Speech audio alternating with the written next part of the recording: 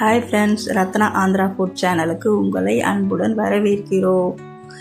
Happy Deepavali. நாங்கள் தீபாவளிக்கு முன்னாடி நாள் தான் வீட்டு பக்கத்தில் இருக்க பார்க்குக்கு வந்தோம். எல்லாம் பர்ச்சேஸ்க்காக வெளியே போயிருந்தாங்க. பேர பசங்கள்லாம் எங்கன்னா வெளியே போகலாம் வாங்க வாங்கன்னு கூப்பிட்டாங்க. அதனால் வீட்டு பக்கத்துலேயே இருக்கிறது ஒரு சின்ன பார்க்கு, அதில் அழைச்சின்னு போட்டு பசங்களை அழைச்சின்னு வந்தோம். ரொம்ப ஜாலியாக இருந்தது. ஒரு ரவுண்டு தான் அடித்தோம். அப்புறம் பார்த்திங்கன்னா தண்ணியில் இருந்த வாத்தெல்லாம் தரைக்கு வந்துடுச்சு. நல்லா கூட்டம் கூட்டமாக கும்பலாக வந்துருந்தது. அதில் ஒரு பஞ்சு இந்த பக்கம் வந்துருந்தது. நாங்கள் வாக்கிங் போகிற பக்கம் வீடியோ எடுக்க ரொம்ப அழகாக இருந்தது. எங்கள் பசங்கள்லாம் போய் அதை பிடிக்க ஒரே அமக்கலம். அதெல்லாம் பிடிக்கக்கூடாதுன்னு சொல்லி அவங்கள கட்டுப்படுத்திட்டு அந்த வார்த்தை வீடியோ எடுத்தோம். நல்லா இருந்தது, ரொம்ப சந்தோஷமாக இருந்தது. அன்றைக்கி பார்க்குக்கு போனதுக்கு பயங்கர திருப்தி. எப்பவுமே தண்ணியில் இருக்கிறது தரையில் பார்த்தது ரொம்ப சந்தோஷம். அதுலேயும் 2 தண்ணியிலே இருந்தது.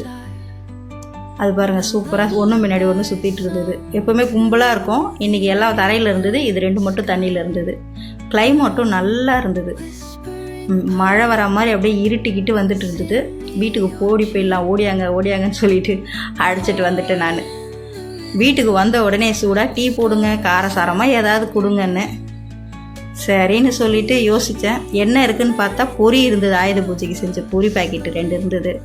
அதை வச்சு காரப்பொரி செய்யலான்னு பிளான் பண்ணிவிட்டு ஓகேவான்னு கேட்டேன். எல்லோரும் ஓகேன்னாங்க. நாங்கள் வீடு வந்து சேர்ந்த உடனே மழை பிடிச்சிக்கிச்சு. பால் வாங்கவும் மறந்துட்டோம். சரி இருக்கிறத வச்சு அட்ஜஸ்ட் பண்ணிப்போன்னு சொல்லிவிட்டு காரப்பொரி செஞ்சோம். வேர்க்கடலை, பொட்டுக்கடலை, காஞ்ச மிளகா, ஒரு வெங்காயம், சாட் மசாலா இல்லைன்னா பெருங்காயத்தூள் எடுத்து வச்சுக்கோங்க.